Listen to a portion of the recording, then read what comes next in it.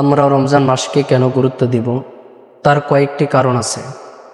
এক নাম্বার কারণ হলো, আমরা রমজান মাসকে কেন গুরুত্ব দেব তা হলো, এই মাসটা নুজুলে কোরআনের মাস। এই মাসে আল্লাহ রাব্বুল আলামিন পবিত্র কালামে পাক কোরআনুল কারীমকে আল্লাহ তাআলা নাজিল করেছেন।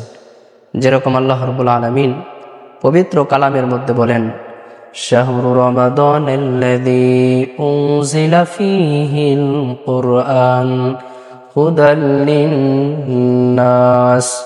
যেমন আল্লাহ বলেন, এটা এমন একটা মাস, রমজান মাস তো হলো এমন মাস যেই মাসে আমি আল্লাহ পবিত্র কালামে পাক কোরআনুল কারীমকে অবতীর্ণ করেছি।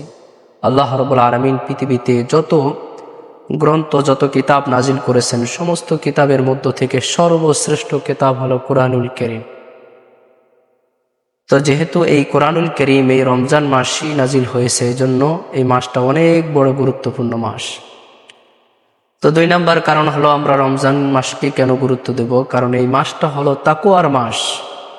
যেমন আল্লাহ তাআলা পবিত্র কালামের মধ্যে বলেছেন, ইয়া আইয়ুহাল্লাযীনা আমানু কুতিবা আলাইকুমুস সিয়াম কামা কুতিবা আলাল্লাযীনা মিন ক্বাবলিকুম লাআল্লাকুম তাত্তাকুন।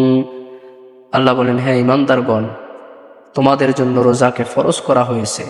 শুধু তোমাদের জন্যই রোজা ফরজ নয়, বরং তোমাদের পূর্ববর্তী যত উম্মত আমি প্রেরণ করেছি, যত নবী রাসূল প্রেরণ করেছি, সমস্ত নবী রাসূলের উপরে রোজা ফরজ ছিল।